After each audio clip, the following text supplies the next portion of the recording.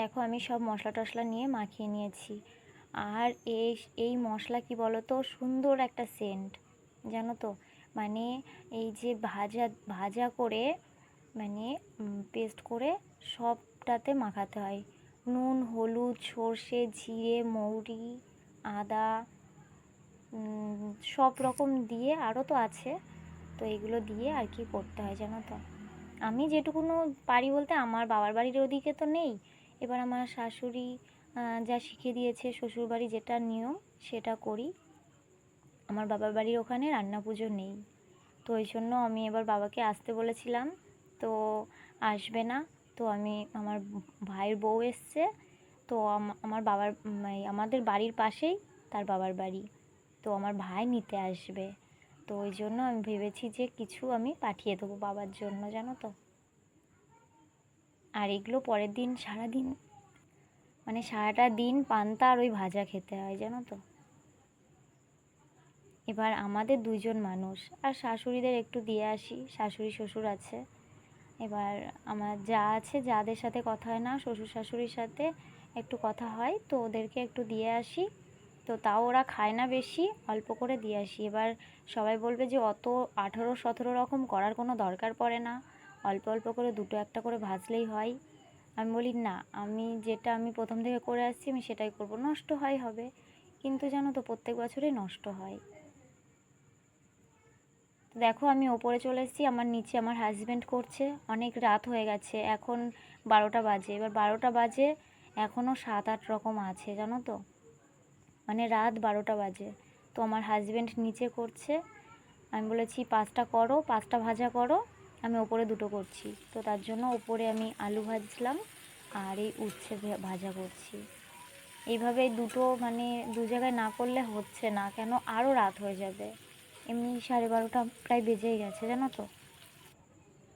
তো তারপর দেখো আমি ওপরে করে নিয়েছি, ভেজে নিয়েছি। আর এই যে গামলার মধ্যে দেখছো, এইগুলো আমার হাজব্যান্ড ভেজেছে। আর কি হয়েছে, একটা পেঁপেটা শুধু পুড়িয়ে ফেলেছে, আসলে বাস ধরিয়ে দিয়েছে যেই, আর পুড়িয়ে ফেলেছে, জানো তো। পেঁপেটা ভাজা নিতে পারিনি।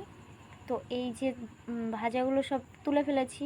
এবার এইগুলো অল্প অল্প করে ঠাকুরের জন্য তুলে রাখছি সকালে, এটা ভাতটা বাড়াতে হয়। তো দেখো আমি ঠাকুরের জন্য অল্প অল্প করে তুলে রাখছি, তারপরে ওখান থেকে তো দেখো আমরা এবার খেতে বসে গেছি। খাওয়াটা হয়ে গেলে আবার ওটাই জল ঢেলে রেখে দেবো, পান্তা করে রেখে দেবো। তো দেখো আমার হাজব্যান্ডেরও খাওয়া হয়ে গেছে, আমারও হয়ে গেছে, আর আমার ছেলে না খেয়ে শুয়ে পড়েছে। তো এবার ওই পান্তা করে রেখে দেবো। আমার হাজব্যান্ডই জল ঢেলে দিচ্ছে, দেখতেই পাচ্ছ।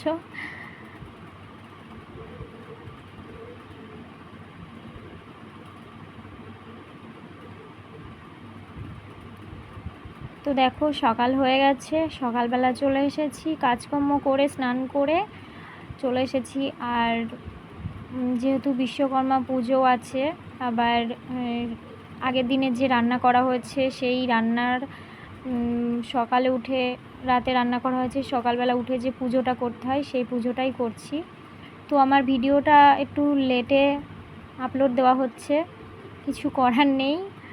আসলে কি বলো তো, আমার এডিট করারও ঠিক সময় হয়নি, ওই জন্য আর আপলোড দিতে পারিনি। তো দেখো আমি সেই পান্তাটা, আলো চালের পান্তাটা ঠাকুরের জন্য বেড়ে নিয়েছি। আর ভাজাভুজি ওগুলো তো আমি আগের দিন রাতেই বেড়ে রেখেছি। তো তারপরে দেখো আমি পুজোটা করে নিচ্ছি। আর এই যে শাপলা, নাল যাকে বলে, তো এই নাল ফুলের মালা করে দিতে হয়, তো আমি ওটাই দিচ্ছি, নাল ফুলের মালা দিচ্ছি। আর একটা ধানের শীষ দিতে হয়, কেশে ফুল দিতে হয়, কাশফুল যাকে বলে, আর মনসার ডাল দিতে হয়। তো আমি ডালটা পাইনি, তার জন্য আমি পাতা ভেঙে নিয়ে এসেছি। আর দেখো আমি একটু করে সিঁদুরের ফোঁটা দিয়ে নিচ্ছি। তো এখানকারের আমার শ্বশুর বাড়ির এখানের এটাই নিয়ম, তো এটাই করছি। রান্না পুজো এটা বলতে আমার বাবার বাড়ির ওখানে হয় না, তো এখানেই হচ্ছে, এখানেই করা হয়। আজ 7 বছর বিয়ে হয়েছে, 7 বছরই এখানেই করছি। তো দেখো আমি তেলক মাটি একটু দিয়ে নিচ্ছি। তো আমার পুজো প্রায় কমপ্লিট হয়ে গেছে।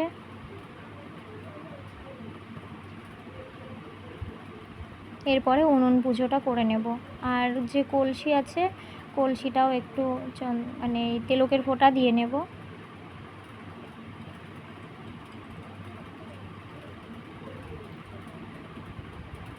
তো দেখো আমি আবার গ্যাসে ওভেনে পুজো করতে চলে এসেছি, কারণ এখানেও আমি রান্না করেছিলাম তার জন্য।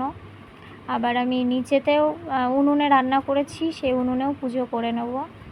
আর ওই যে ঠাকুরের যে ভাতটা বাড়ালাম, ভাত বাড়ানো বলে ওকে, তো যে ভাত বাড়ালাম ঠাকুরের, তো ওটাই আবার জলে দিয়ে দেবো। সেটা আজকে সন্ধ্যার মধ্যেই, সকালে পুজোটা দিচ্ছি, সন্ধ্যার মধ্যে জলে দিয়ে দেবো। তো দেখো আমি মনসা পাতা আর নাল ফুল, শাপলা যাকে বলে, তো মালা করে উনুনে গ্যাস ওভেনে আমি দিয়ে দিচ্ছি। কারণ দেখো শ্বশুরবাড়ির যেটা নিয়ম সেটা তো পালন করতেই হবে, তাই না? আর দেখো এই নাল ফুলগুলো আমরা খুব ছোট্টবেলায় মালা করতাম, মালা করে খেলা করতাম, গলায় ঝুলাতাম। তো সেই নাল ফুলের মালা আজ আমি গ্যাস ওভেনে পুজো করছি। তো যেহেতু এখানে রান্না করা হয়েছে, তো ওই জন্য এখানেও পুজো করছি। তারপরে আবার নিচে উনুনেও পুজো করতে যাব। তো দেখো আমি একটু তেলক মাটি আর ফোঁটা আর সিঁদুরের ফোঁটাও দিয়ে নিয়েছি। তারপর একটু ধূপ ধরিয়ে পুজোটা করে নিচ্ছি। তো দেখো আমার পুজো কমপ্লিট। এবার যে আমাদের যে হাঁড়িতে ভাত ছিল আর যেসব ভাজা ছিল, তো তাতেও একটু পুজো করে নেব।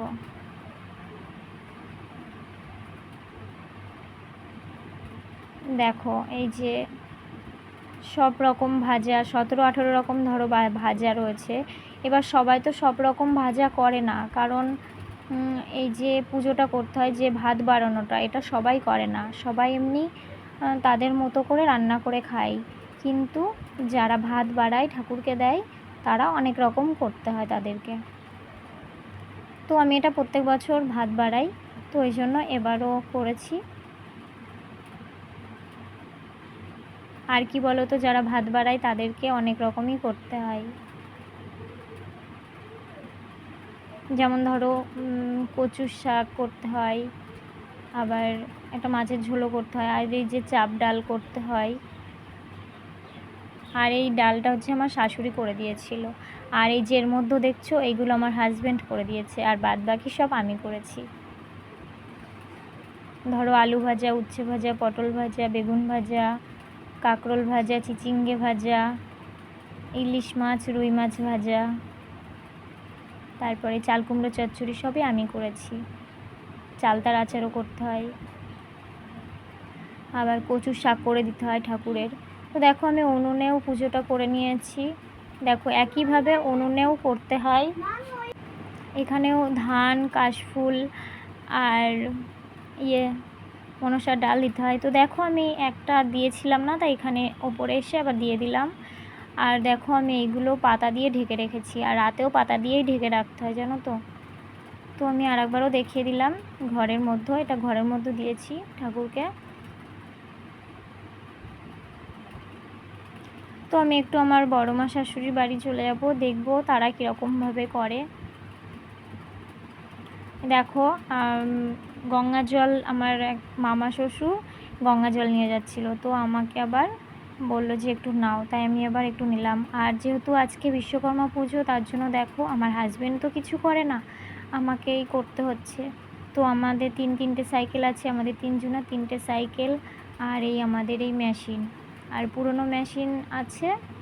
তো ভাবলাম ওটাকেও একটু দিই, পাল্লা বাটখারা রয়েছে, তাই ভাবলাম যে একটু চন্দনের ফোঁটা দিয়ে পুজোটা করে নিই। আর এখানে কি নিয়ম বলো তো, এখানে সবাই মেশিনে পুজো করে, ব্রাহ্মণ ডেকে মেশিনে পুজো করে।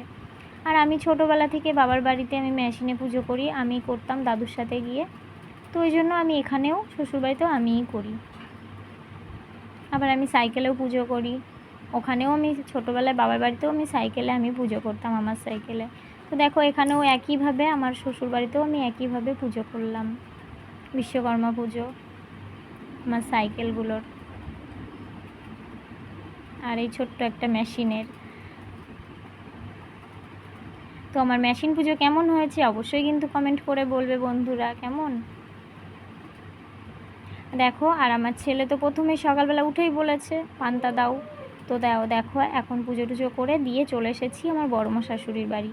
তো তারা কীরকমভাবে পুজো করছে আমি দেখতে এলাম। তো গ্যাস ওভেনে পুজো করলো, তারপরে এই ইটের এখানে মনে হয় ভাত রান্না করেছিল, ঠাকুরের রান্না, তার জন্য ওখানে পুজো করে নিচ্ছে।